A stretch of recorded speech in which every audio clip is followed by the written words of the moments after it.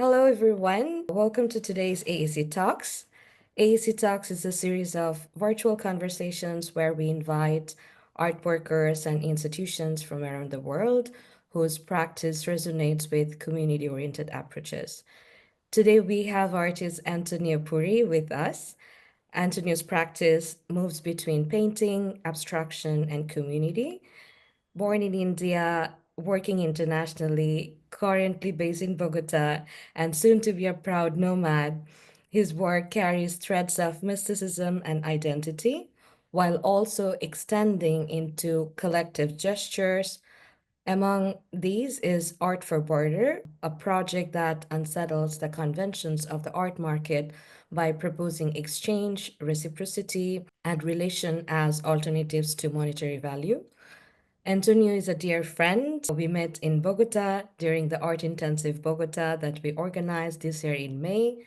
Together with the local and international participants of the program, we visited Antonio's beautiful studio and had a chance to have a heart to heart conversation about life and all of our practices. Today, the format of the AAC talk is going to be slightly different than the previous ones. There aren't going to be any slide presentation. Instead, we decided to have an adda together with all of you. Adda is a Bengali word that refers to an informal gathering or conversation, often free flowing and filled with stories, debates, jokes, and exchange of ideas.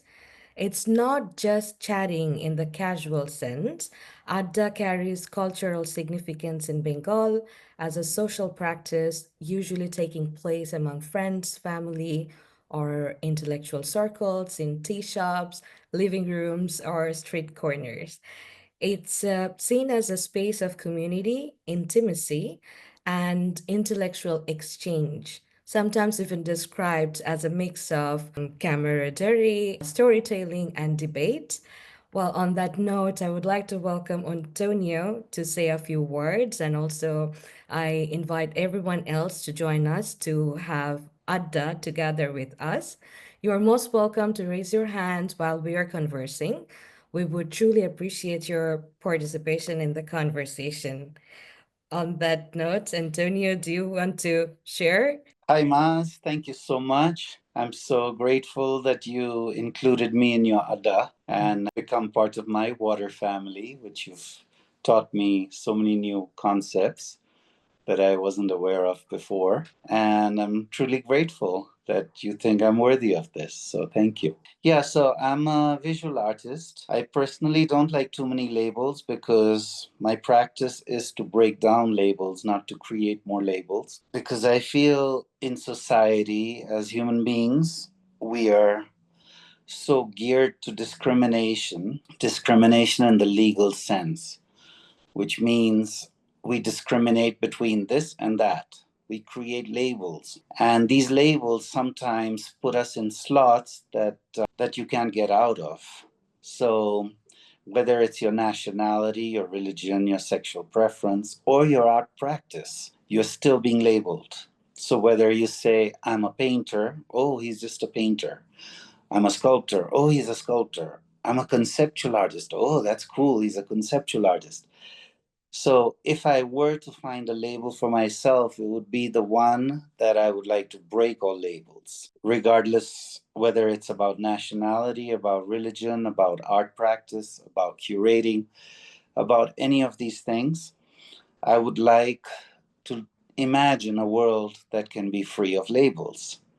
And so that's the first part I want to discuss about my art practice. So when I started some of the new projects I'm working on, I started to see how can I break the label using conventional means. So I was using the canvases and I started to figure that, well, there's another label that artists have from the layman's perspective, which is, oh my God, he's such a great artist. Look at his talent. Look how talented he is. So there's another label. So I said, how can I break this? So while I was painting a canvas on the surface, I realized that the paint was dripping at the sides and going in the bottom, as well as the canvas, the jute was soaking in this material and creating these unusual forms in the back of the canvases. And I said, wow, this is one way to break this whole concept of talent because I'm not controlling this. This is something universal that's happening. And I'm enjoying this residual effect of painting. So I said, wow, how can I use this? So I decided I'm going to turn all my canvases upside down and create a wall of these residual paints that are going through the canvases and what's coming on the sides and in the bottom, which I can control. Some people might call that ugly, some might call it beautiful, but these are, again, part of that discrimination aspect I was talking about.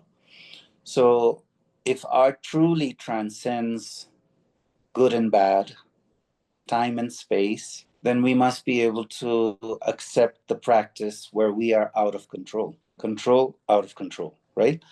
So I started to do this Lengua Negra series based on intention, but where the universe has a different intention than the artist. And what comes through becomes truly unique, truly unpredictable, because you aren't predicting those residual marks. And so I started there. And that happened since I moved to Bogota, which is like 1 month left over here. And yeah, so hopefully I have about 12 Lengua Negra pieces now. They're more like installations. But if you look at them, they are painting, but they also are sculpture. They're also conceptual. They're also architectural. So it's breaking all these labels with one piece. And so it's achieving my goal of how to use traditional methods, but to still break the idea that people have endorsed for so long. So yeah, that's basically about my art practice, Mas. Thank you so much. I think it would be also very interesting for everyone, every one of us, to also talk about your that pivotal moment when you decided to be a full-time artist, because this is a big decision for a lot of people's lives. Because you are were also educated as a lawyer and you practice, but then you also decided to be a full-time artist. So how was the journey for you in this artistic sphere? So yeah, I went to undergrad and I was an English and an art major, and I had a year in San Francisco at the Art Institute. And so I was on that track of being, an artist. And then all of a sudden, I heard from my guru, my spiritual teacher in India, that I should study law. And the way he put it was very beautifully. He said that he should study law because I was also a lawyer. So when he put it in that context, I couldn't say no. So I discarded my MFA applications and instead applied to law school. And I tried to find the law school that would be the fastest, that I would be able to get my degree in 2 years nonstop, just doing summer classes, etc. So yeah, long story, but I became a lawyer for my guru's sake, my teacher's sake, for people who don't know what a guru is, like my maestro, my teacher. But after 5 years of practicing, I happened to be in court on 9/11 when the attacks happened in New York. And it was a wake up call for me that life is really too fragile to be doing anything other than what I was destined to do. I demanded the universe to allow this to happen by me quitting my law practice and starting my art practice full time. I was always painting, but I wasn't doing it full time. But since 9/11, I became a full time artist, yeah. And miraculously, it's been almost 24 years now that I've survived as a full time artist, which I think in this world of greed and commercial insistence, it's a miracle that I've survived for so long, to be honest. Yeah, I think like these are the kind of conversations that we were having in Bogota, sitting in your beautiful studio.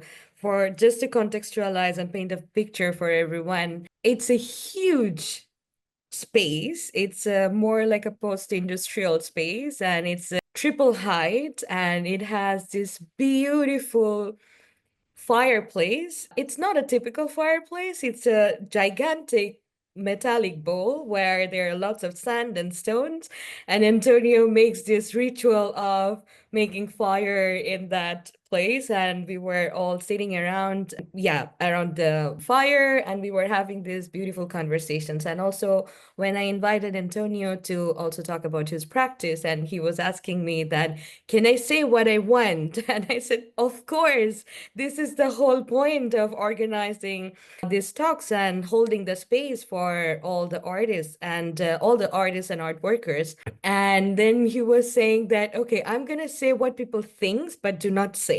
And I said, you are more than welcome. And so I think these are the kind of conversation what you just touched upon, that surviving in this art world as a full-time artist, this is in this capitalist world, this is quite a journey. And a lot of the time artistic practices are glamorized in many many ways, but there are also many more stories behind those glamorized stories, right? So the glamour is not the glamour or the exhibition opening, and also all these kind of things are lots of travels are part of it, but that's not the only part of it. So yeah, so it's also, I think it's important to talk about these things, that it's not about all very flowery and beautiful, and it is, but also there are other stories to tell. So for our today's Adda, do you want to talk about the projects that you were doing around different communities? Because when we talk about communities, we do not necessarily mean a community with certain agenda. In the past AAC talks, we also invited creative practitioners who talked about human, non-human communities. So when we talk about communities, we mean the community in the most expanded ways. So when we were talking about your other community-based projects. I mean, today we decided to focus our conversation around Art4Barter. But before we go into there, would you like to talk about the other community-oriented practices that you have done? Yeah, so I did three different things around the idea of community, all with the idea of breaking social injustice. By that I mean I'm from India. I'm an art practitioner, but I also have a law background. So I decided, how do I combine this to actually create something that was started but not actually completed? So I went to a residency in Ahmedabad, the city where Gandhi was from. He was an advocate, a barrister at law, and he was fighting against skin color discrimination. So I took that point and I said, where did he stop? Why didn't we get further into it? Why didn't we investigate it further and figure out why the entire caste system was created? And so I went to scholars of the Rig Veda and investigated that the caste system in India started with a project or an idea in the Rig Veda called Varna. Varna means the envelope to your soul or your skin. And interestingly, the idea of color and caste is completely joined. They weren't separated. So I was very disturbed by this because I said the Rig Veda is supposed to be one of the most spiritual texts in India. How can it discuss the caste system based on color? So when I went to the scholar, I was ready to have a strong debate with the scholar. And the moment I told him, I said, this discrimination is unwarranted. And he said, you're absolutely right. But what you're wrong about is the Rig Veda never started the caste system in this way. And I said, what do you mean? He says it was a Sattvic text, which implies that the entire Rig Veda is about your spiritual practice, not about a global movement. So I said, can you explain a little bit more? Because this is something that intrigues me, because the caste system in India is so prevalent. And are they all completely screwed up in their ideas on what created it? He said, yeah, absolutely. He says the Rig Veda was talking about the caste system for one Purush. One Purush means for one being. And you've got four castes in you every single day that you must practice. So he said the top part is your Brahman self.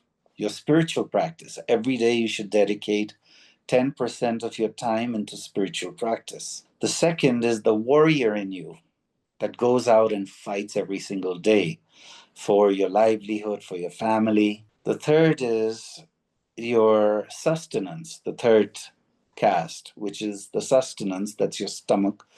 So the business part of you, you bring the sustenance to you and your family. And the fourth is what you excrete every day, which they call the untouchables. Well, what you're doing is you're going to the bathroom every day, and that's also a path of your caste system. What you have to practice every single day. You have to clean your body. So those things you have to sort of deplete from yourself. So when he put it that way, I said, "Oh my God, I'm completely humbled by this response because I thought it was completely unwarranted that people are following this." He said, "Yeah, it is. Because what happened is a couple thousand years after the Rig Veda, or a few thousand years after, came the Vedanta. And the Vedanta bastardized the entire concept and brought the Aryans in who came in from the north, and they said, well, they're the warrior caste. The Brahmins insisted they are the top because they are the spiritual caste. And they put the businessmen and the people who were moving dead bodies as the lowest caste. But the Vedanta was the one that actually created this discrimination. What I found intriguing was that I wanted to touch base on India, but then I realized this is a global caste system that's happening. It's happening based on color, it's happening based on your profession, it's happening based now more and more on how much money you have. So there is this concept to break down, go to the root, investigate what happened, and then educate the world about not only about India and the Vedanta bastardizing the whole concept of truth, but also try to make this idea more clear to people that Varna, your skin, first of all, is not in these categories that people are putting. There's no person who's black, there's no brown, there's no white. That does not exist. Your DNA is so specific, so unique, that every single color on this planet is unique, like your blood, like your thumbprint. Your DNA dictates these things scientifically to be completely different. So these categorized ideas of color is completely discriminatory. That's where I started the whole idea from. And so that's what I was fighting against. So that was one of the concepts. The second one, I was doing this residency in my old school, which is a very international school in India called Woodstock. And I worked with the kids there to actually try to mix their own skin color in palettes. So that's when they realized how complex it is, because I gave them a palette of colors and I said, try to match your own color. And each one had a different mix because there's no two colors alike. And at that point, some of the women started to talk to me about how they were being treated in India because it was a very international school. And they said, you know, the discrimination towards women and the objectifying and all these ideas were really humiliating for them being there. And I said, why don't we do a project? So I went to an open ghar, which is like a terrace like area. And it was where I used to frequent when I was a young boy, a young student. And it's where a lot of, you know, things used to happen that schools don't want to know about. But anyway, I decided to ask the owner if I can just create all the walls like a blackboard. And he said, sure, what do you want to do? I said, I want to open this up to having women's voices, have them voice their feelings on how they feel, not only about India, not only about Woodstock, but about the world. How are they being seen? How would they like to be treated? And all the issues that they want to bring without any filters. So it became a blackboard, and people from many different countries wrote in their languages their ideas. So anybody who frequents that place, they can get to see what are the views of women, how they feel they're being seen, how are they treated. And I thought it was a beautiful project because it's a silent project. People go there to have a cup of tea and they're reading all these things on the walls. And the exposure to these ideas can make change. So you don't always have to voice it in a very loud, strong way because people reject that. But this being a sweet way to voice it, it's a silent change. So I thought that was brilliant. And then the one that we were going to talk about today was Art4Barter. So in 2008, when the crisis happened in the US, I lost 5 galleries that same year. I was working with a lot of different people. And I realized, talking to my artist friends, that they were all struggling. And I said, so what is it that you need? And each one was giving me different answers. Some said, I need dental work. I need a studio space. I need food. I said, wow, my daughter needs braces. You know, one guy, his eyesight was bad. I can't even afford an eye doctor. I can't afford insurance. So the list was just growing and growing the more I was speaking with my friends. And I said, why don't we do a project where we put your work up for the services or goods that you're looking for? And in the process, we'll educate the community about what artists are actually going through. So they look at us like we are like luxury workers. We just create decorations, but they don't realize the struggles that we go through. So this was a way to voice our needs to the community and, of course, try to get the things that were missing in our lives, but also to educate on a global level what is it that artists go through and show it through exhibitions. So I did 14 exhibitions with this idea called Art4Barter. Of course, one organization in London, one in Berlin, one in some other place, they found the idea intriguing to take advantage of. So they started to charge artists to be part of their barter groups. So instead of Art4Barter, they called it Art4Barter. And yeah, so they took it a completely like this. The word here in Spanish is aprovechar, like take advantage of. So, that was unfortunate, but there's nothing you can do about that. My idea was quite altruistic. I was funding all the shows myself. We did them in Jersey, we did them in Philly, we did it in New York, we did it in Arizona, also in Colombia. But I think there were 14 editions in total. And finally, I had to stop because I was the only one funding this thing. And I'm not some rich lawyer at this point, I'm a practicing artist. So I figured until there's an organization that wants to take this on a very altruistic level, not take advantage of artists or of people, then we can continue this under the same name, and I would be happy to participate again. But at this point, I put it on pause because I didn't feel there was the right appreciation for it. And so that's where we're at. Thank you so much. I mean, for sharing about all the projects and about the Art4Barter project. Could you also tell us something, your experience working with the artists, and also whenever we talk about like community-oriented practices, it always comes with a lot of negotiation and constant negotiation over and over and over and over again. We have Adirimi together with us, who's an artist curator from Nigeria, and he organizes beautiful photo festivals in open spaces in the neighborhoods. So we were having this conversation, and Adirimi was one of the speaker for one of our AAC talks in the past. So we were having this conversation that, you know, how it can be also draining. It can be also quite exciting, of course. How was your experience in that, in on that, in that subject matter? You mean about the Art4Barter specifically?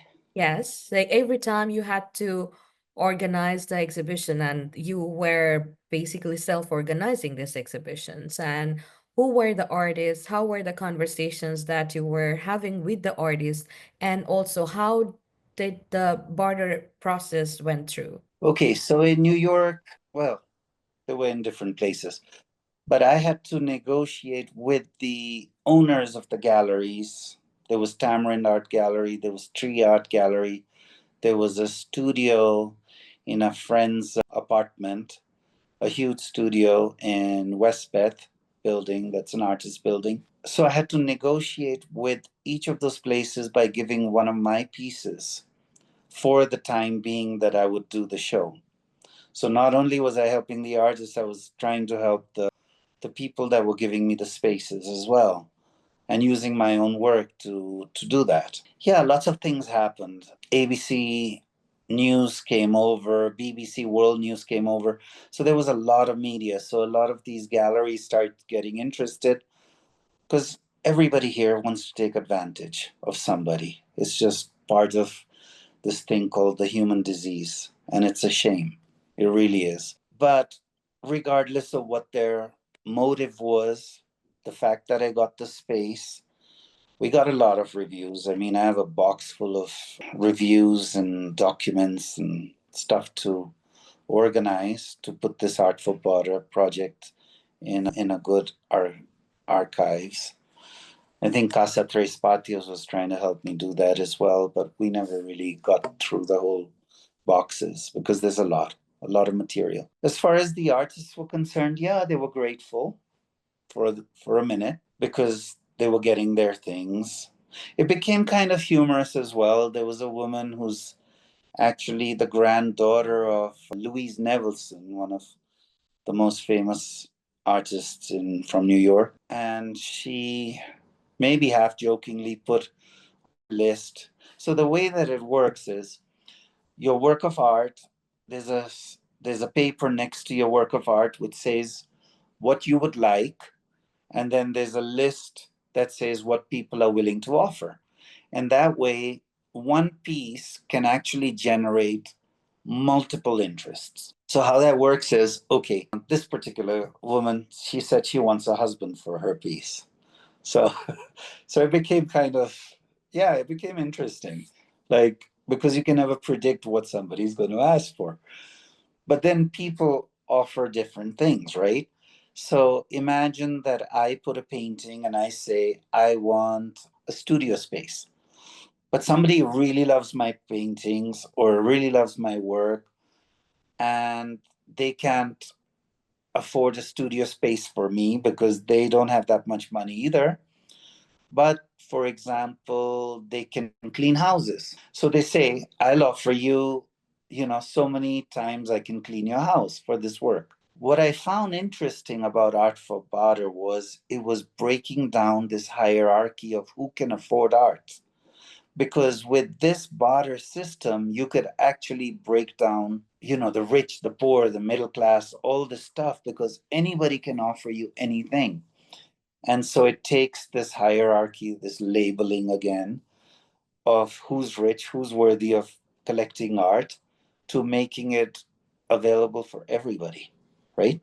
So that was one fascinating aspect about doing this community project. It wasn't targeting the elite, which most galleries do, unfortunately, but it was actually getting gardeners over. It was getting people who are more humble in their endeavors.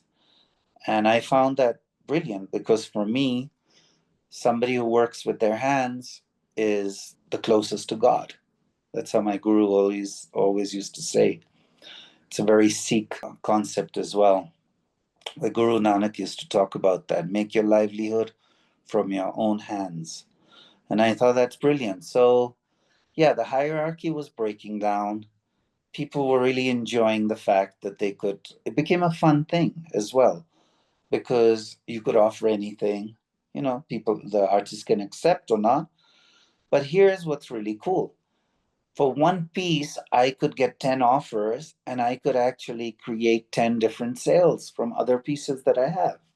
Or if I have an edition of prints, so one piece is for this, one piece is for that, one piece is for that, and I can choose whatever I want.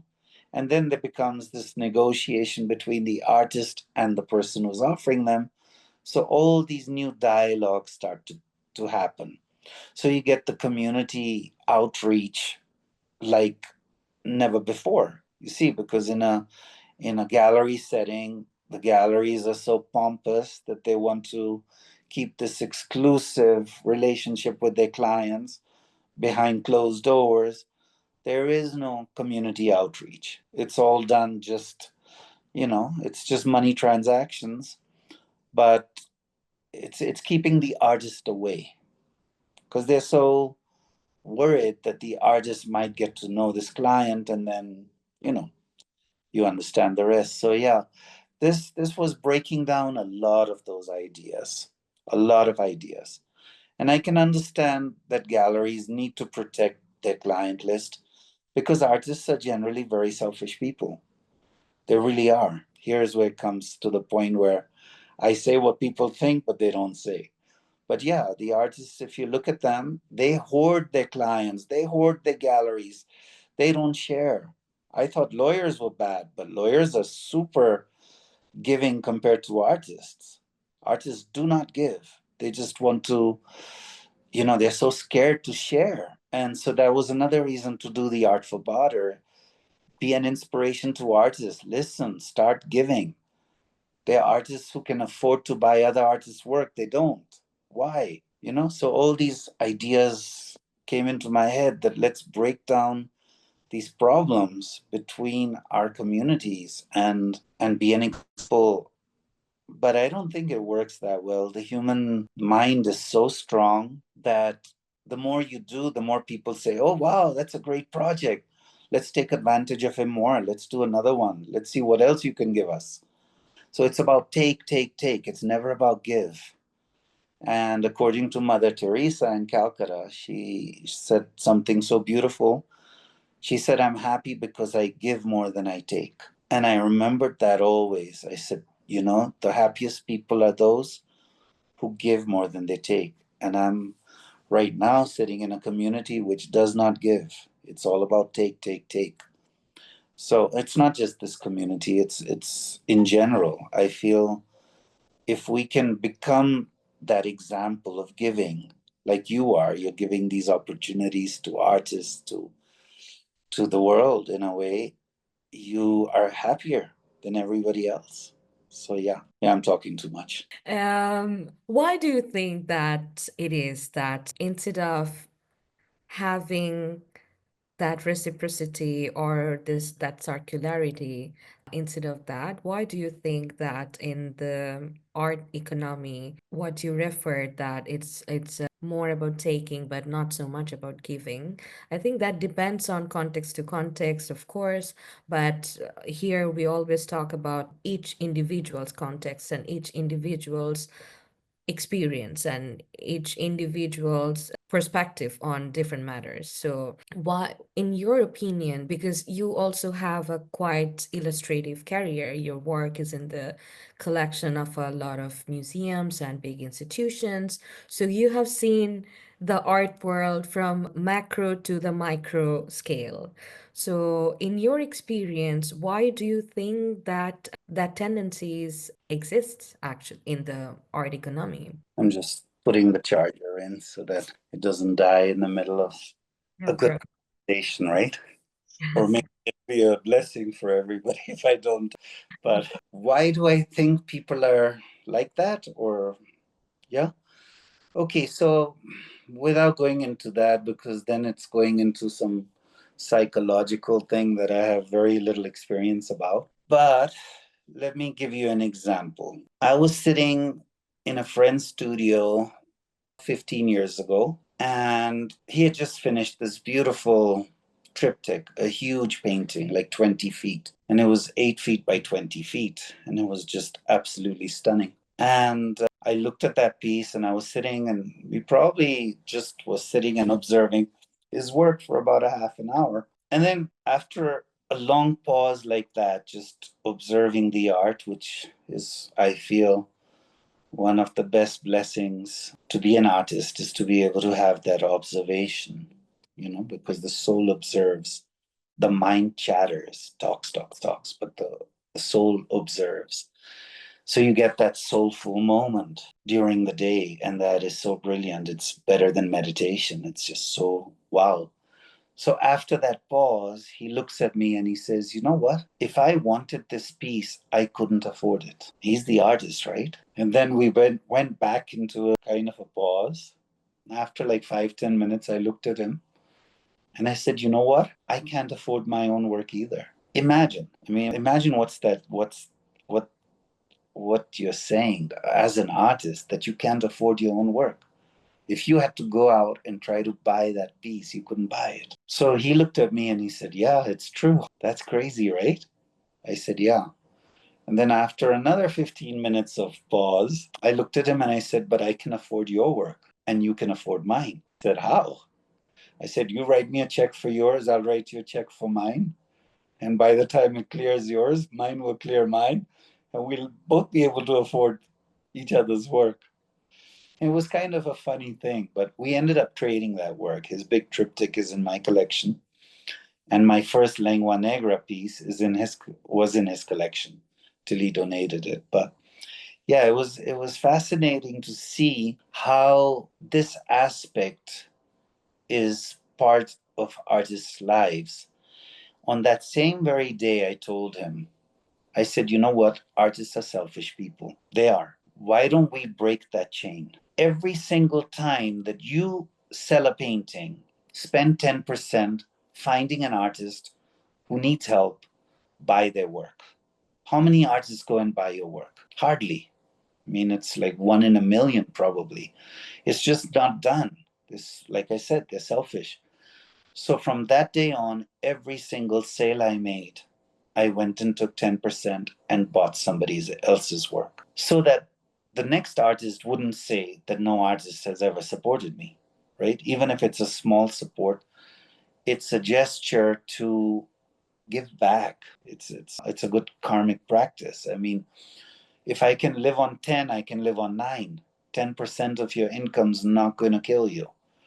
But at the same time, you can find an artist and say, "I don't sell for a very large price." Doesn't mean I can't find a young artist who can have a little sketch, a little print that can sell me for that 10% of my income. So I started that practice 15 years ago, trying to give back to the community of artists. And each time I did it, I tried to give this voice why I'm doing it. But did I inspire any artist to do the same thing? No. They probably thought, foolish guy, he wants to spend money on our art. Let's keep showing him more work, keep showing him more work. So a lot of artists came back to me every single week, every single month, trying to show me their work, even though I'd bought one. And I said, no, the idea is to find artists that can, different artists. It's not just the same one over and over again. So I don't know if that answers your question, but I'm still practicing that. Now I have too much. I have too much work and I want to de-access it. So I'm in the process, not only my own work, but also the collection, try to de-access it. Yeah, that's where I'm at now. But it was a good practice. And my my idea was same for Art4Barter, same for all the other projects, to inspire other artists to give, not only take, take, take.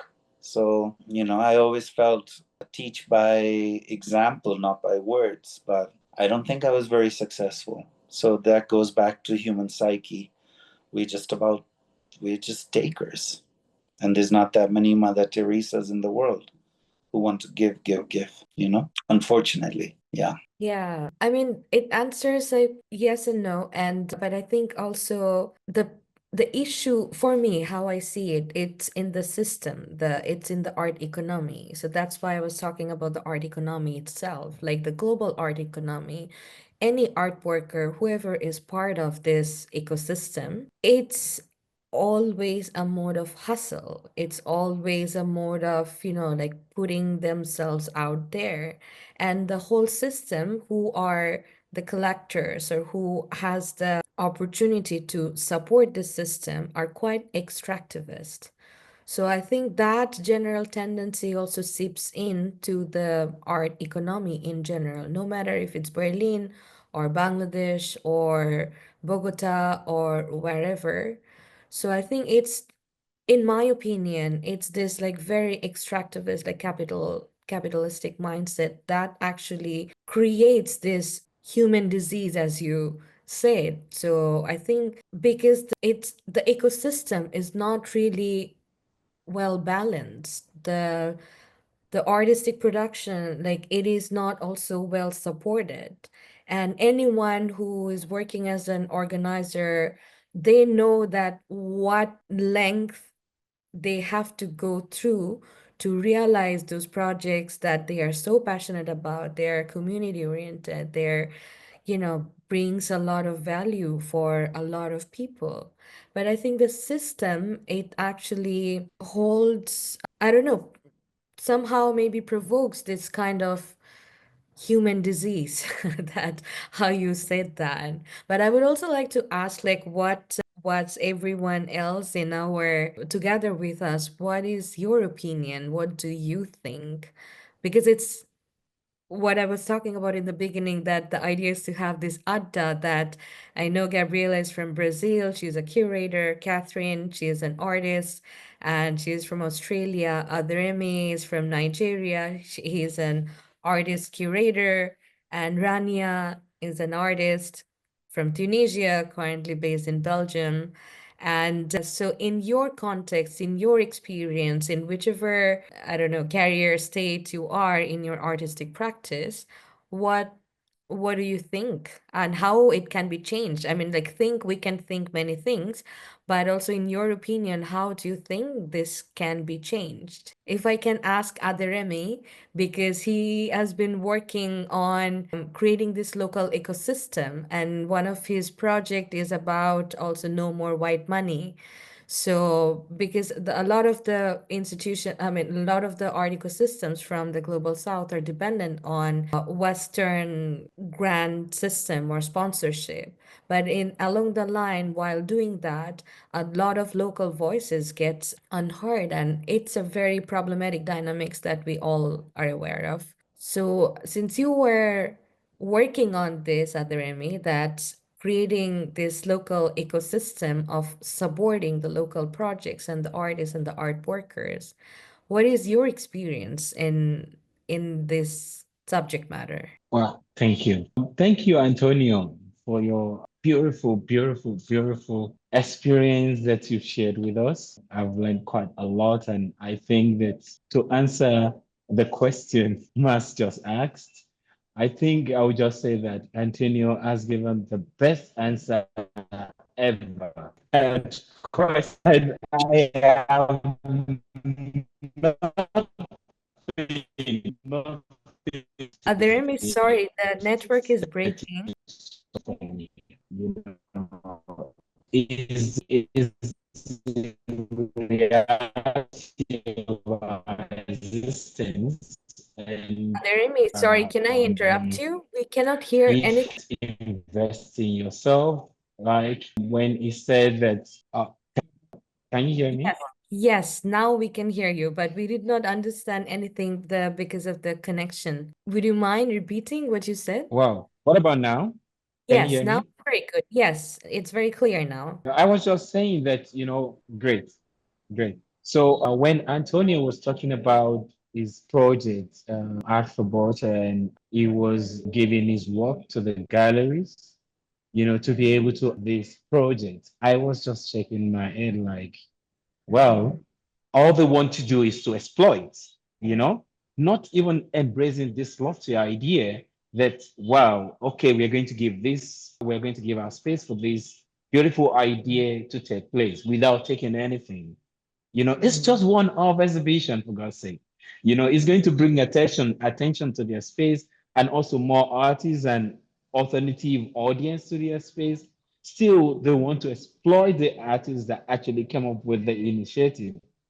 Is not a gallery owner, is not, so it's a vicious circle, that's the reason I said, except if I'm going to remove anything from what Antonio said, it has always been like that. It's the same in Nigeria, it's the same. I want to believe in Brazil, it's going to be the same in India and every part of the world. I don't know what we can do to actually change the situation. But yeah, if you believe in something, you just keep pushing it. And when you're tired, like Antonio did after 14 editions of the Art4Barter, yeah, you chef it until next time that you find something interesting, trying to push these ideas, could be quite exhausting. I've had to chef quite a lot of projects, like my project Project Potter. After 4 years, I had to put it on hold, and quite a lot of artists benefited from it. Quite a lot of people became big musicians today, and all that through that platform.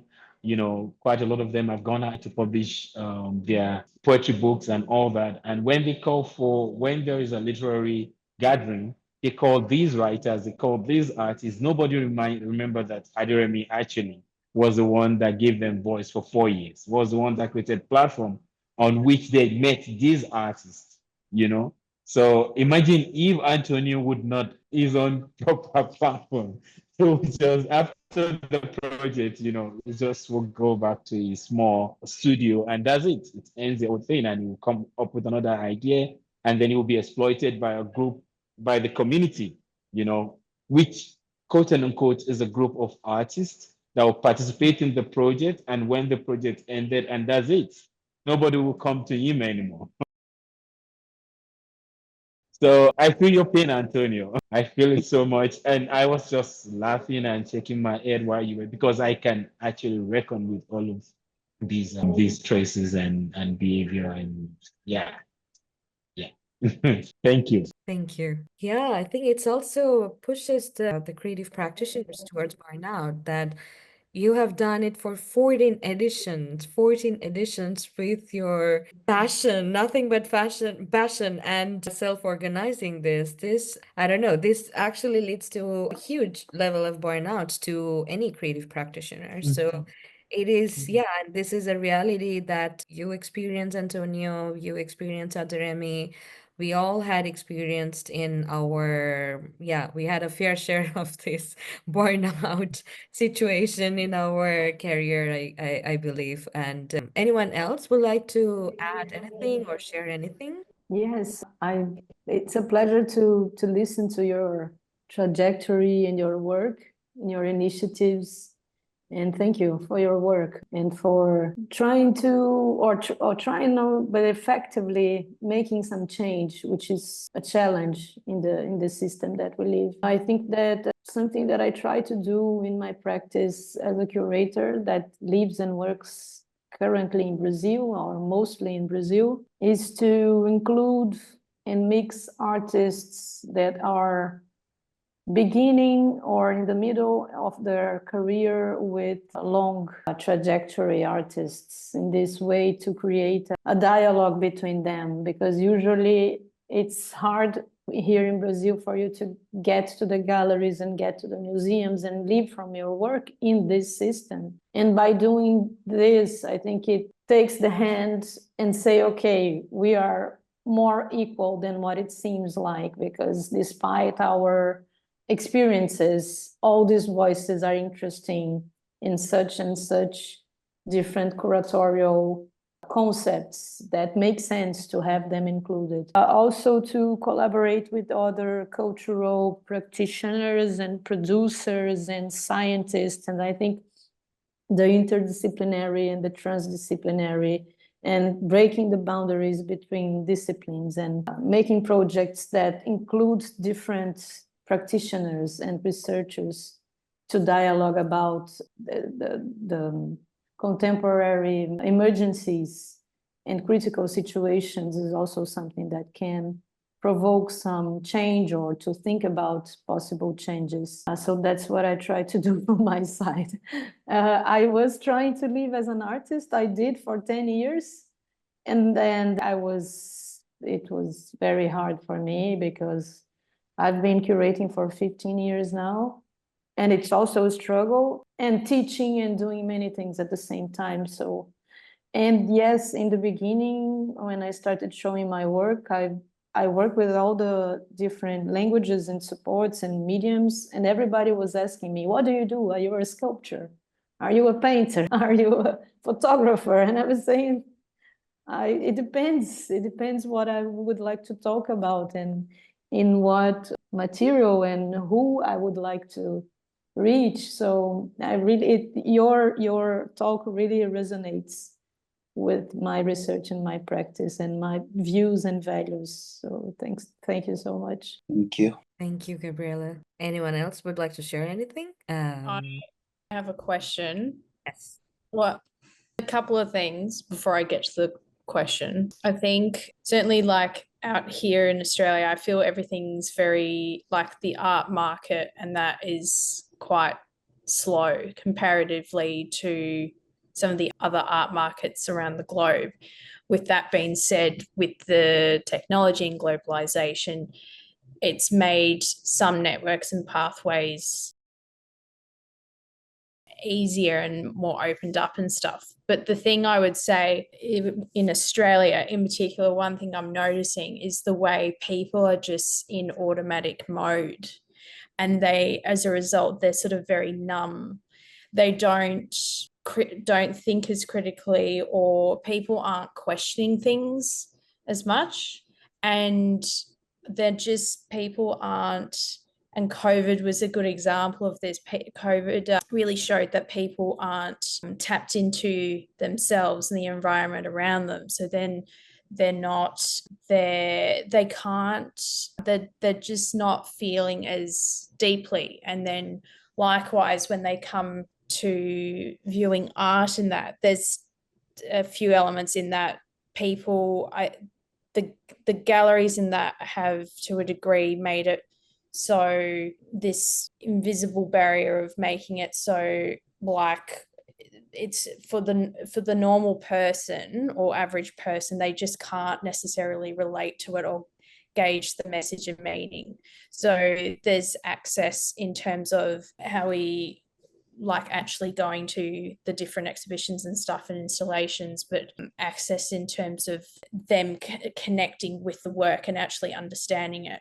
So, but that is slowly changing more with the more diversity of art practices that are being displayed and all this, and more bridging of differing practices and that. The one thing I found really curious when you were talking, Antonio, aside from everything that you're speaking and coming out with, has been top tier gold. And just it's resonated with me in terms of like very much early in my practice and that, but it's with some of the thoughts I've been having, and I've very much found the art market very warped, and how back to front so many things are, not just in the markets but just in life in general.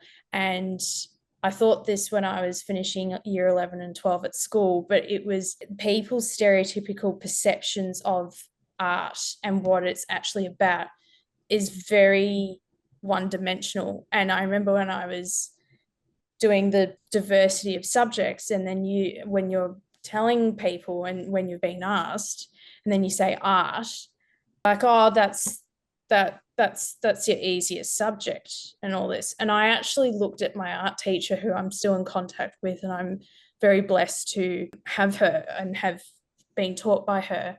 I looked at her, and then I looked at my other teachers, and I was like thinking to myself at that time, your subject is the hardest one to teach, because we are all so young, we don't realize it, and we come from very different backgrounds, and you've got to have us tap into something within us to produce, work that is going to, at that time, produce certain amount of marks for us to do well, to get into university, to whatever it is. And breaking those stereotypical perceptions, I think, is becoming more prevalent as with time, particularly with the changing of technology and AI really capitulating. So that's my little waffle. But my question is, when you were saying with what happened with 9/11 and being a lawyer and that, and you moved into working into doing art full time and that, how did you go about, or how did you feel about, in a sense, relinquishing control? Because obviously it's something that it's so unpredictable, And hats off to you for creating your own path for so long. But how is that, how did that go for you? What sort of realizations came from it? I realized that you were sort of handing over that control to the universe, if you will, but relinquishing that level of control is a lot, but there's always some kind of give and take or sacrifice, if you will. The other thing is, the other question I had was with regards to labels, particularly like in your art practice, you're bridging science and art quite heavily. And this is probably a bit one-dimensional in thinking and understanding, particularly when we don't know so much. There's what we think we know, but really it's the tip of the iceberg in science and that. How have you found with breaking labels in terms of, particularly from a scientific perspective, when you're trying to, I suppose, break these labels and like answer certain questions that may come up for you or from other people as a result of creating the projects? Because there's like, as an example, gravity is gravity. There's nothing that can really change that in terms of debating that or arguing that. But something like light, it's both a wavelength and a proton. It's not one thing. So you have a not counterintuitive. I don't know how to ask the question, but there's a question there. I'm really sorry, but I hope I make some sense. If that kind of, I hope it makes sense, but you kind of get the point that I'm trying to make, but the question I'm trying to ask, if that makes sense. Yeah, I'll answer what I understood, if that makes sense. So part one, I was an advocate and I turned into an artvocate. So I created that word, right? So you fight for the art. Instead of you fighting for clients as an advocate, you become an artvocate. So you basically get off the grid, because the grid is what? You need this, you have to have this job, you have to have this car, you have to have this health insurance, you have to have this type of a house, you have to, all that is part of the grid. It's this slavery that is being imposed upon us, that we can't live without those things because society says we need that. So you have to work hard, you have to become a teacher, you have to do this as an artist just to be able to survive. Why? Because I need my 401k. Oh my God, how do you live without a 401k? You see how stupid it is? How society has enslaved everyone with these ideas, and they don't let you get off the grid. It's like Matrix. They want you in the system. It's totally like that. So I changed from an advocate to an artvocate. What that means is I decided to put priority in my art practice. And of course, there was a lot of trust in the universe to see whether I could survive leaving, this comfortable salary with no idea what's going to happen. That's why I said it's kind of a miracle that 24 years have gone by since that decision-making time, and I'm still surviving. So that's a huge miracle. How did I go about it? I guess there's a lot of stuff involved in it. One of it is I realized life is too fragile to compromise your inner desire, your heart's desire, just to fit in with society or your mind's wishes. So I decided to take on the challenge. And I didn't feel at that time it was much of a decision. I felt it just had to be done. So I didn't have the consciousness to fight against what I was feeling. My soul was pushing. You see, we all have a soul and a mind. And usually the mind is sitting in the driver's seat and dictating what we should be doing. But every once in a while, the soul gets an opportunity to take the driver's seat and everything changes. And for me, that was one moment where the soul took the driver's seat and made the decision. And the mind probably wasn't very happy with it, but had to go along because there was no choice. So, yeah, that I feel maybe I'm answering. What was her name? Please repeat her name for me. Catherine? Catherine, yeah. So I'm hoping I answered the first part of the question. The second part of a question is a little bit more metaphysical, I feel. And my response is a little bit unconventional. Like I said in this talk, I say what people think but do not say. So I feel we're lost. We're really all screwed because of one simple reason. We consider art and the art practice to be a dual thing, while actually the inspiration, the necessity to do art comes from a very non-dual space. By non-dual, I mean where there is no time, there is no space, there is no judgment, there is no high, there is no low, there is no labels. There is no good art, bad art. So the whole system is corrupted from schooling, where they give you marks for your work. So you become a good teacher. You know, you go to Yale and you become a great teacher. Doesn't mean you're making art. Doesn't. There's no guarantee that you're making art unless you enter this non-dual space. I feel, I don't like quoting everybody, but I like to have my own opinions. But Kandinsky and Rothko, I think, entered into that sphere where they were in that non-dual space. And the reason for that is because we have this duality within all of us, but also we have something called intuition. We have this ability to know without the analytical mind interfering why this piece is not working or what I want to make. And that's not coming from analysis, that's just coming from instinct, intuition. That's the non-dual aspect. But because we are living in a world of duality, we have to do this dance between non-dual and dual. So it's called non-dual duality. So it's a complete oxymoron. It's a contradiction in terms, but it exists within every single one of us, which is the irony of life. And that's why if we don't know how to dance with these two steps, it's a salsa. It's very hard to manipulate this part of the practice. And I feel it's a daily struggle in the studio to have that aspect be seen and be heard, because you've got this instinct you want to create, but then you need the duality to how to create it, the mechanism. But then you have to go back and defer to that other aspect. The reason I say it's all screwed is because we are not within ourselves. We are always out trying to please everybody, curators, galleries. No offense, but they don't exist. They really don't exist. Your art practice is you. You are your art practice.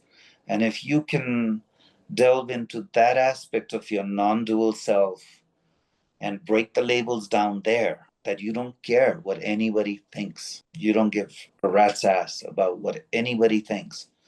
And you create what you feel you have to create. Somebody once asked me, this is a long time ago, and it was a very helpful part of my journey as an artist. They came in my studio and they said, why? I said, what do you mean, why? I said, that's the question, why? I said, why what? They said, why are you creating? And I was like, wow, that's a crazy question, but okay, I'm creating because he said, no, no, no. Answer it to yourself. First, ask the question, why do I need to create this piece? Is it necessary for me to create this piece? And once you're sure of that answer, create the piece. There's nothing to think about, nothing to talk about, nobody to please. Just do it. Like in writing, Arthur Kulakut says, first have something to say, then say it. It's that simple.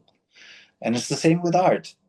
You have to know who the speaker is within you, who the artist is within you. Once you're convinced of that intuitive response, why I'm creating this work, then it's a no-brainer. I don't care if nobody likes it. It hurts when nobody appreciates what you do and nobody buys what you do, because we need the funds to live on, even if we are off grid like me. It's hurtful, but this world is cruel. The art world is even more cruel. You could be in 20 museum shows and still doesn't guarantee you have sales. And somebody making some gimmicky thing all of a sudden sells. So you see that inconsistency.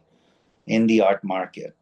But that's the world. It's just a cruel, unfair, disgusting world. But you have to find your own space, which is beautiful, within this disgusting world. Like my guru always used to say, he says, you can't pick up the thorns in this world. What you can do is wear strong shoes. And I thought, wow, that's exactly what I have to do. I'm going to be manipulating my work in these circles with all these vultures trying to exploit my work, trying to exploit everything I do. The more I give, the more they want. They're like, why aren't you giving enough? Give more, give more. You see? But it's this sort of non-dual duality that we have to work with. And it's a constant dance. It's an everyday struggle in the studio. And I need a break from it, to be honest. I want a 1 year sanación, which means in Spanish, just a wellness trip, just for my mind, body, and soul. I want to get away from all this because it is just total BS. It really is. So sorry, answering it in a weird way, but that was the response that came to me. Did I answer your question, Catherine? You did. But also in a very different way from what I expected or anticipated, which is a good thing. And it just exemplifies how wealthy and rich of depth of thought and mind that you've accumulated with your observation and leading with your intuition, if you will, all these years to be able to come out with that. Particularly, like, I love the non-dual duality, because I've and been able to express it as with the clarity that you have, and you have a real way of words as well. It's hard to, like, you have the thoughts there, but it's hard to really pinpoint and really nail it down. And it just adds to, as I said, how warped and the perception, the flawed perception it truly is, particularly in this industry.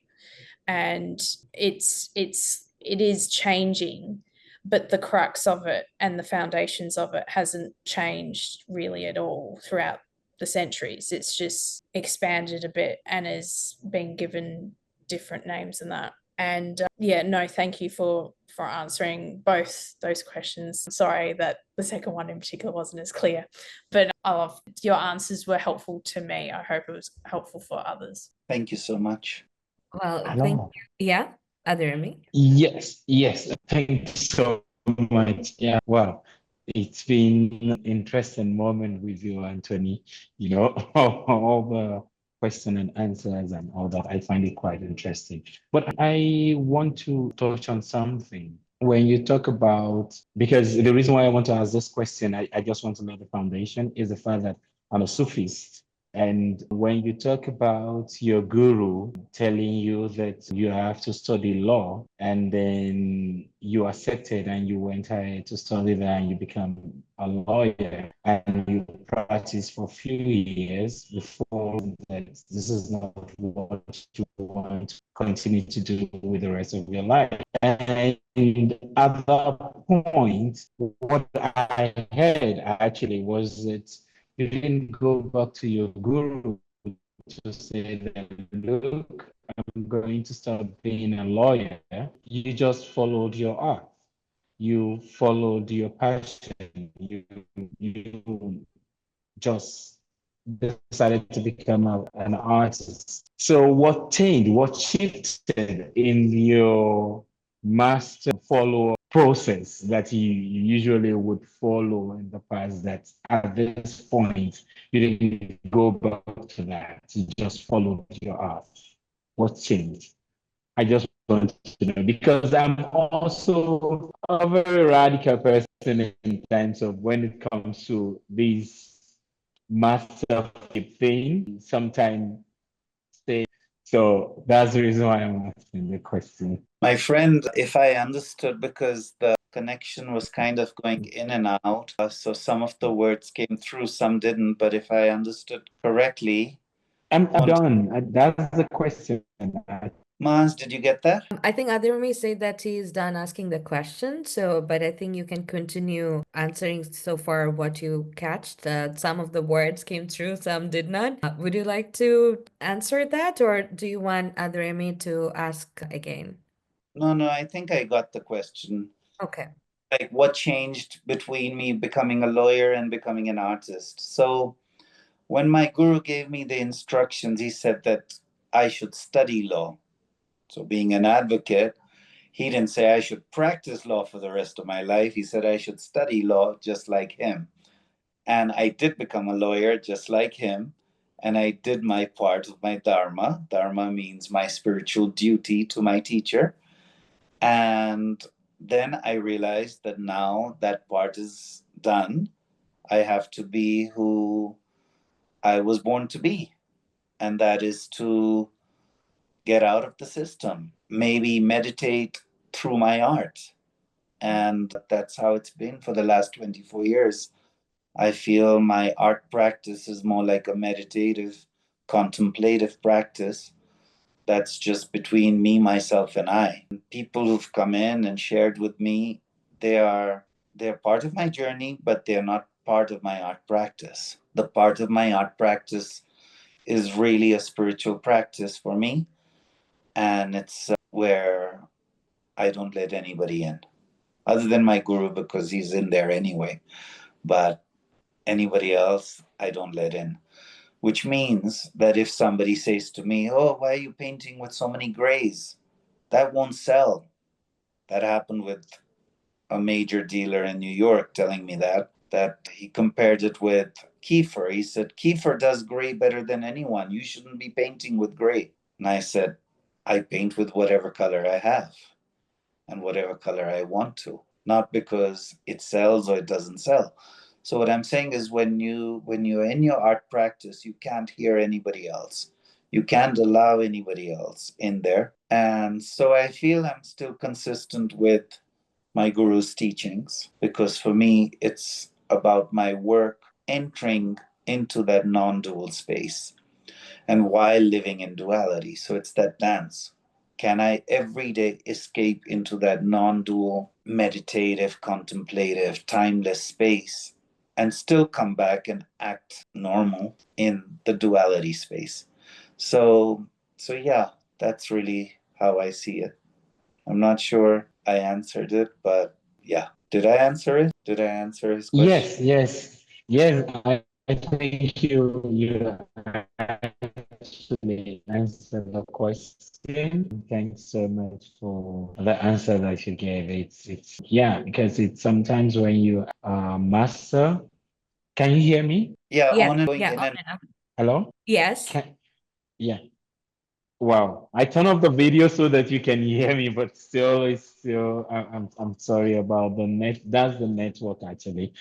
Yeah, I was just really intrigued by how this mass followership thing works, most particularly for some of us who embrace spirituality perspective, and yeah, if you I you can actually gave us the question that I asked, and I'm fine with it. Yeah, thank you. add something to it now that I'm hearing you a little bit better. The master follower relationship is very schizophrenic.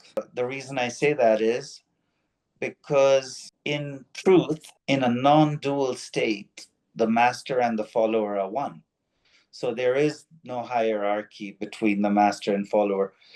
It's just a way of speaking while we are in this dual language where we have these words of discrimination that we are prone to using language which doesn't really reveal the truth. It's kind of a schizophrenic relationship because you have the duality, you have the non-duality. They're both within you. The duality is you as a follower. The non-duality is your guru, your master, but you're both the same. So it's like the guru's purpose is to make you into himself. So, from my perspective, everything is dual, non dual. Am I the lawyer? Am I the artist? Am I a father? Am I a son? Am I Indian? Am I American? Am I You see, there's all these dualities, there's all these things. Am I a painter? Am I a sculptor? Am I good? Am I bad? You see, all this is just BS. It's total BS. None of that exists. You know, the sun isn't good or bad. The moon isn't good or bad. The wind isn't good or bad. The universe isn't good or bad. But our little human minds puts everything like it's good or bad.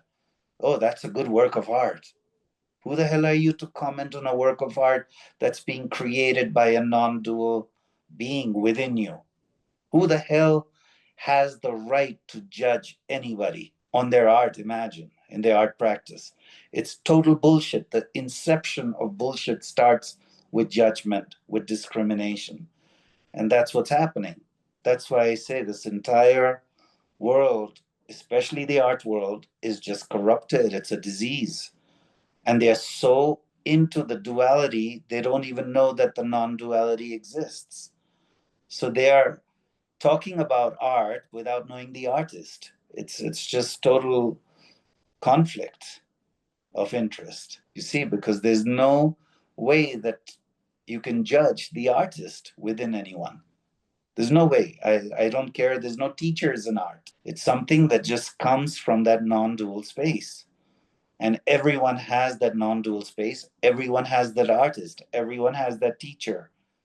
And it's just a question of accessing that non-dual space, that intuition. And that's what's missing in the art world today, more and more.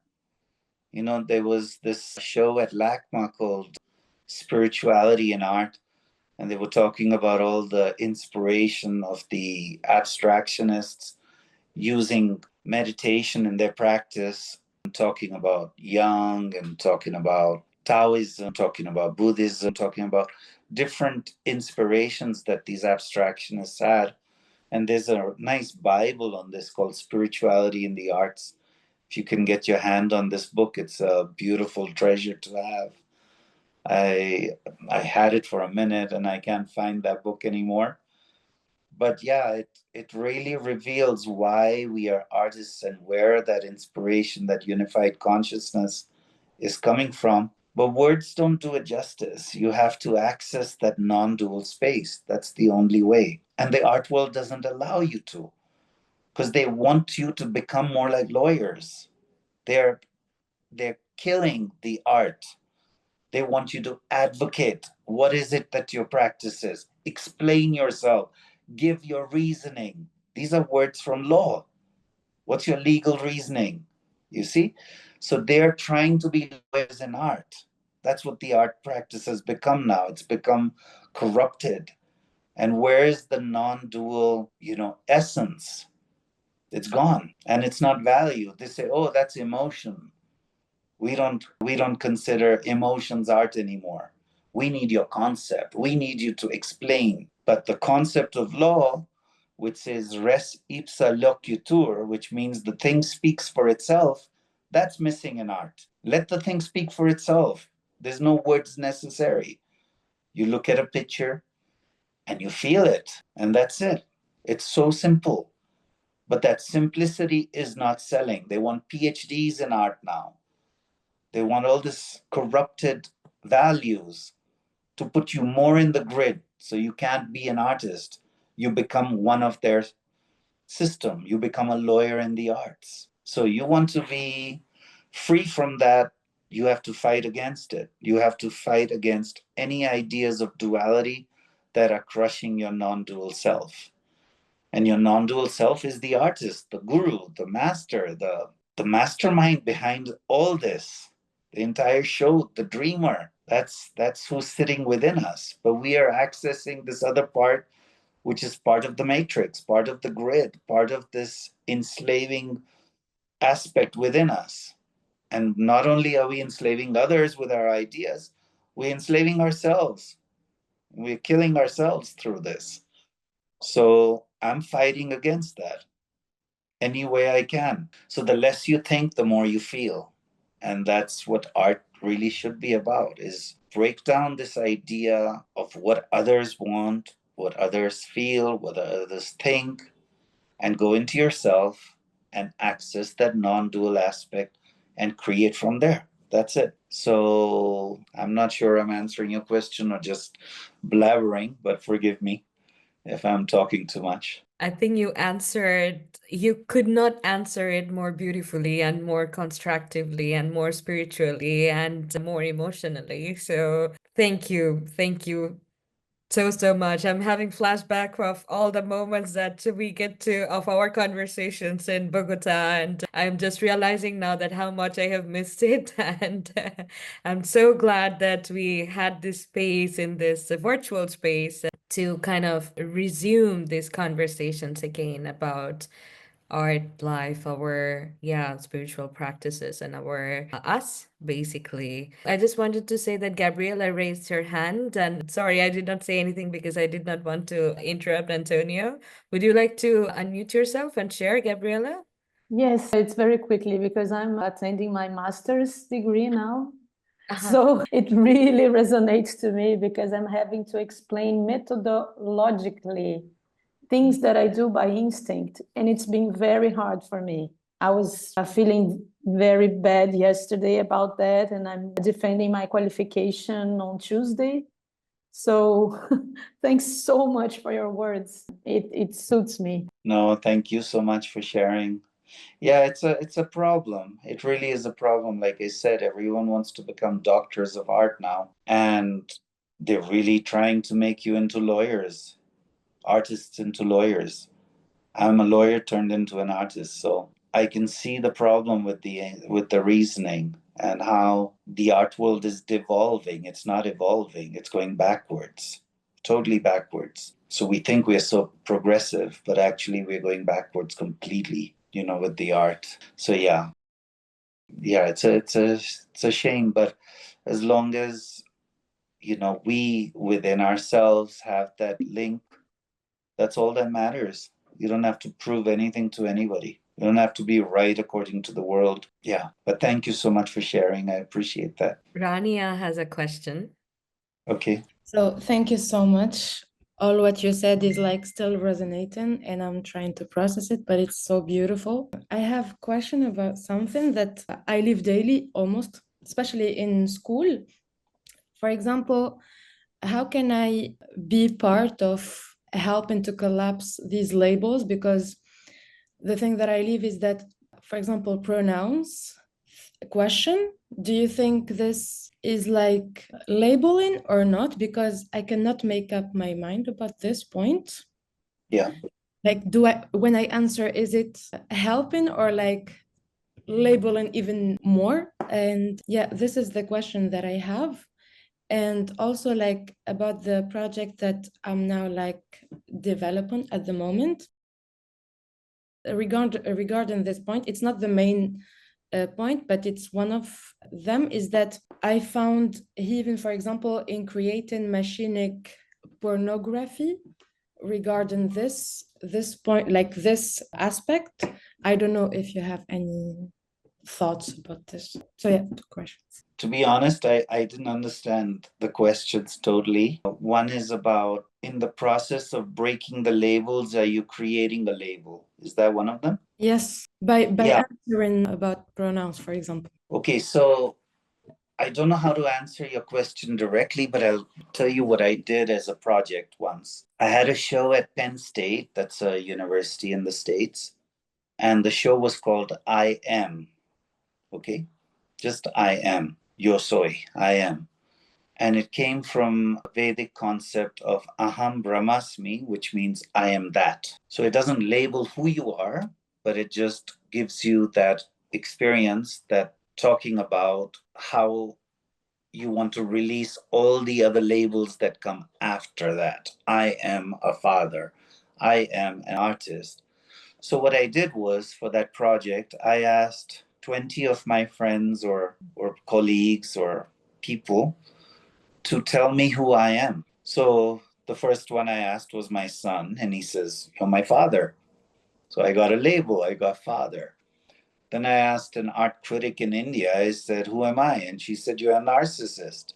I said, "Great, I got the second title, narcissist." Third one, I asked the person I was seeing, she said, "You're obsessive." I said, okay, I got another one, obsessive. A friend of mine said enigmatic. Another one said, it didn't matter. Good or bad wasn't the point. The point was that I needed the labels. So I decided to make 20, or in that particular show, 14 paintings based on the labels. And then I put all the paintings in the show, and now I asked people, who am I? They had to remember all 14. The human mind doesn't have the capacity or the capability of remembering 14 labels for a person. So, in the process of constructing the labels, as a good abstractionist is, you deconstruct by constructing. So, I constructed all these labels, and then the fact that nobody could put them all together to put an idea of who I was, the show became I Am. So you deconstructed all those labels by constructing it. You see? So that was one approach I had to fighting the labels. And it was quite effective, actually, because I asked people, tell me who I am. Here are the 14 paintings. Tell me who I am. And they could remember some of them, but they couldn't remember all. So the human mind breaks down. This so called genius mind within us is just a garbage. It really is. Because just 14 labels it can't handle. Imagine 1,000, imagine 1,000,000,000, right? That's what we are doing. We're creating labels for everyone, for everything, for all things. This is good, this is bad. That's just pure garbage.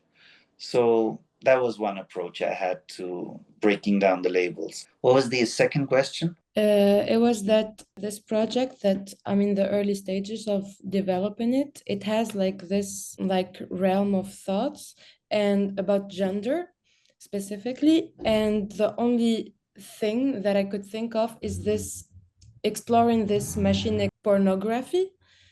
So I don't know if you have like thoughts about this or like, I don't know, like tips. I don't know. Mas, can you help me? Maybe you have a better idea on this because I'm not understanding the question so much, but I would like to say something about words. You see, you study words, you put definitions to them, and words have power for you. So when somebody says to me, what do you think? My first response is, I don't think. I want to eliminate that thinking machine right away. Say, what do you mean? I said, I feel more than I think. Okay, so ask me the question, what do you feel? I feel great. So sometimes just words have so much power over us that we fall into the duality by using the wrong words. No? It's like leading questions in law. Right. When you stop hurting others? You see? That's a leading question. So the thinking is the same. What do you think? You've already put me in my duality. So it's leading me into that duality. So the response I have to anyone who says, what do you think? Is I don't think. Stop thinking. You just but anyway, do you understand her question? Maybe you can help me answer that one. Because Yeah, I think just to, give a little bit of context about Nia's question, I think it's important to also mention her practice. yeah. So, Anya is a movement artist, dancer, performer who works with her body and also very much interested in movement and movement that's like human, non-human, and other kinds of movement. So the project that Rania is developing now, is working on now, is it's about this duality again, the human movement and machinic movement, and it falls into this sphere of machine art, and also, if I can say in terms of like a keyword, so it's about like penetration is an act or an action. So in terms of human movement and machine movement, and also there would be installations of different sorts. So the idea is to talk about penetration as an act and also as an action, and to create to and she is planning to do a performance around this subject matter.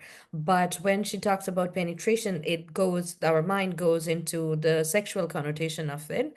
But in her work, she is not quite interested in bringing the conversation around the sexual aspect. Instead, she is interested in talking about genderless penetration and the act of penetration. So this is where she is at. So I think the question about, machinic pornography comes from, these thoughts. And when she talks about, this machinic movement and in a genderless way, what would be your thought around that? Because like gender it itself is labeling, and it also creates like different levels, and but not always it's also like quite fluid, right? So in many cases, and it depends on individuals' perspective and choices and preferences. So I think the question is about what do you think in terms of machinic movement in a like from a genderless perspective, and if she, is it correct, Rania? Thank you so much. Exactly. So I'm going to be a Zen speaker now. There was this guy that when you ask him questions and he looks at the curtains and he says, these curtains are very light, right? So he's speaking in this sort of Zen talk. It's actually very interesting what she's talking about, because there's so much labeling with the concepts that she's working on. I have no idea exactly what she's working on because I haven't seen it. But in my own practice, my recent work is about Tantra and tantric exploration. And of course, it's the same way. You say penetration, you say Tantra, everyone thinks it's sexual. But go back into the spiritual aspect of Tantra, it's where Buddhists found their moksha, their liberation. Why? Because the sexual energy changes when it goes into non-dual spaces. It becomes the light that frees you. So the tantric practice for Buddhists is not about sex. There's no judgment there, because sex is wonderful too. There's no judgment in any of this stuff. Keep the judgment out.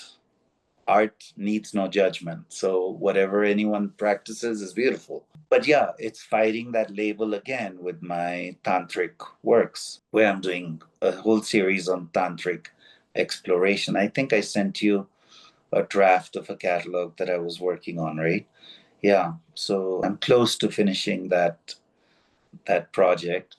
But yeah, without thinking, because I really don't want to think, I feel that if her practice is coming from sincerity, from her own self, it's not to please anybody else, it's not to prove anything.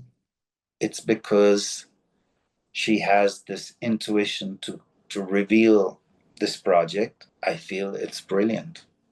Can't be better than that. So yeah, that's just my response without thinking. I really don't want to think. So I don't know if I'm a good person for that, but maybe you have more wise words to say about her project. But yeah. No, that answers. Thank you. Yeah, thank you. I mean, thank you for saying that. I think this is very important to like stop thinking too much and to let these ideas flow through you. I think that's the most I don't know, honest way of experiencing art or expressing art, the artistic these urges that we have about, channeling them. So you said that in a very, very, very beautiful way. And yeah, as much as I'm so excited to have and continue all this conversation, I want to also be mindful about the time, because I know today is a big day for you. It's been almost 2 hours and you have to go to the airport because Alex, your son, is coming. It's a quite exciting day. But yeah, I just also want to end the conversation, not really end, like hold the conversation, let's say for now, to also, wish you all the very best with the nomadic journey that's coming towards your way. I'm very, very much looking forward to hear more about the Tantra project that you are almost at the stage of closing, and also all the beautiful journey that is coming along. So do you want to talk a little bit about, as a closing note, about the journey that you are about to take? Yeah, you're so sweet. Okay, so I'm a nomad. You know why I'm a nomad? Because everyone else is mad. I know mad. But there's some truth to it.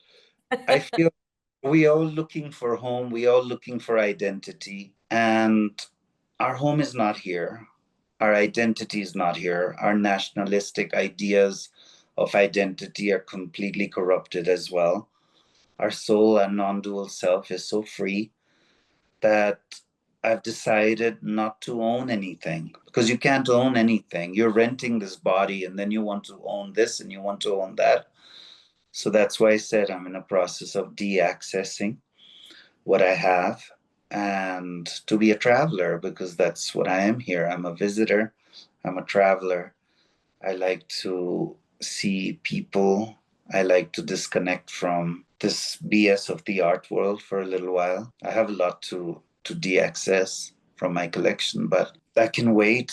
I need some time to just find some peace within me, no? But while traveling. And I feel the traveling helps me see how transient life is, how beautiful different flowers are in this universe. Really, that's what it's about. And smelling different flowers, eating different foods.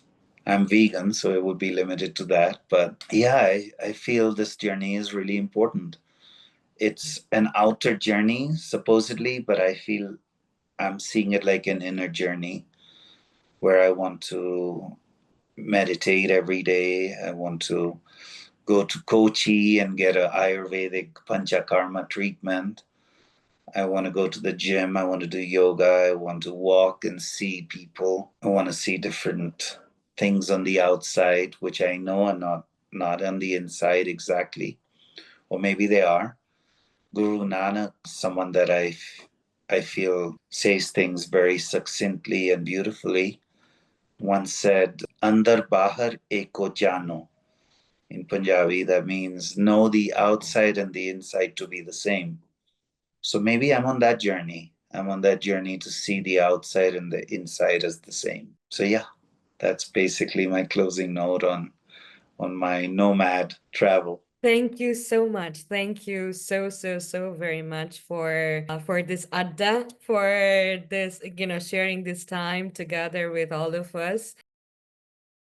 Yeah, I think I can say on behalf of all of us in this space right now that we all wish you all the very best about what's coming. It's exciting. It's adventure. It's a journey. It's many things. So, and but you have to keep me posted. Why not? Right. So thank you everyone and also for staying along. And yeah, I wish everyone all the very best and also enjoy the rest of the day and night and whichever time zone you are at. And yeah, enjoy the rest of the day and all the very best. And thank you so much, everyone. And yeah, talk to everyone very soon. Yeah. Take Thank care. one as well. You guys have been so sweet. Maz, you're the best. All your friends who are online, they're amazing people. So thank you so much for, listening to me and asking those beautiful questions, which I don't know if I did justice to, but thank you so much, all of you. I mean, you could not have answered them any better. I mean, no one could have answered them any better. So that's what all the head noddings is a proof. So thank you so much, my dear friend. And yeah, take care and speak to you soon. Take care. Bye-bye. Bye.